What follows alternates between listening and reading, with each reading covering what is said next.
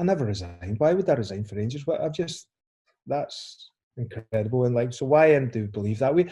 It's done and dusted. It's in the past. Like, we never resigned. Why would we resign? The first I was out for dinner with Lee McCulloch, and I get an email or get a call from Mark saying, I've just received an email saying I've resigned. And that was my introduction. I went home, I turned on Sky and it says Mark Warburton's resigned as Rangers manager. And this is Ibrox. You know, a lot's been written and spoken about when came back up into the Premier League and going for 55 and the banners and the expectations and weight on you guys as well, and then some of the signings which maybe didn't quite make complete sense to the support. I'm keen though you get to that stage where it's not working, or rather the plan doesn't seem to be working. And I appreciate that there was a plan to go year on year to get closer and closer. And Celtic, for example, had spent a lot of money as well and moved further. But in terms of it coming towards an end, was that an expectation, or because obviously a lot was written at the time when you guys were no longer managing the club? Does that leave a bitter taste in the mouth, or was it just all very surprising considering a plan had been sold to the board and the plan was we need to do a couple of year cycle?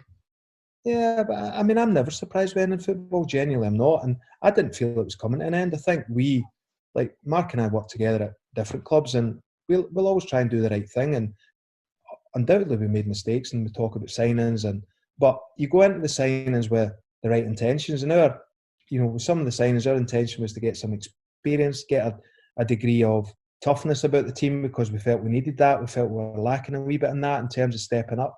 But ultimately, the biggest difference was Celtic. The Celtic team we played in the semi-final and the Celtic team that were in the league were two different teams. They were a completely different proposition. Brendan had revitalised them. He turned players who were performing averagely into very, very good players very quickly. So all of a sudden, Celtic had set the bar really, really high. And we had made some good signings which get forgotten, some signings which never worked, which is always the case. But we had a really high bar to catch, and Rangers fans' expectation is to win the league. And whether that's because of the banners or not, that's always the expectations. I've talked about my career. When I came to Rangers, that's you've got to deal with that. That's not going to change. So we didn't deal with it well enough, or the club didn't deal with it well enough. And ultimately, my genuine belief is we would finish second in the league that season, and I would still argue with Andy on that. And I felt that's where we should finish that season. What the gap was a big number with Celtic, and I get that. I understand why people would be upset with that, but I'm not sure we could have done a great deal more on that in terms of how good they were. They were undefeated. They had some really, really good players, and they had a level of consistency that had started what they've done for the last 3 or 4 years, I feel. So that momentum that they gained has kept going, and we never quite got that momentum. We were very stop and start, and we had to change the team again. There's no doubt about that. We'd had some issues, and things hadn't quite worked out as we'd planned, but we'd gone in with the right intentions. It hadn't worked, so we had to adjust to that. And it never really got to that stage because there was a decision made to make a change, and that's football. That's what happens. When you're in management, as a coach, a manager, whatever, that's what happens. And it's happened to me before at clubs, and I'm sure it will happen to me again. And I think all managers are understanding of that. But as we said previously, getting time at a football club is fundamental. Steven Gerrard looks like he's getting time. He's not had any trophies in his first couple of years, but you can see this progression. Is it where the Rangers fans want to be? Probably not. But you can see it's going in the right direction, and it looks like he's getting the time to build a team and a method and a kind of stability within the club that will enable success, because success takes time, and you don't always get that in football, and understand that because there's a lot of noises outside, and especially in Scotland, and it's doubly especially in Glasgow. But what, things happen, you move on. I'm a Rangers fan. I wouldn't change it for the world, both in terms of coaching and playing, and I wish the club success. I wish it had ended better, but it didn't. So you know what? Move on. It is what it is. You can't change the past, but you can, hopefully you can affect the future a wee bit, and hopefully Rangers get back to winning leagues and winning cups, and some of the players that are there now will get some of the great memories that I've had personally as well, both as a coach and as a player.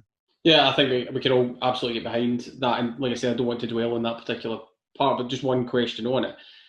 Mm-hmm. Do you think there could have been a clearer message from the club in terms of, because I remember there being a lot of discussion in the back pages, let's say, of who had walked, what you guys had wanted, and I feel that the message was slightly mixed in terms of, did you guys give up and want to go somewhere else versus no, we want to be We here. never gave up.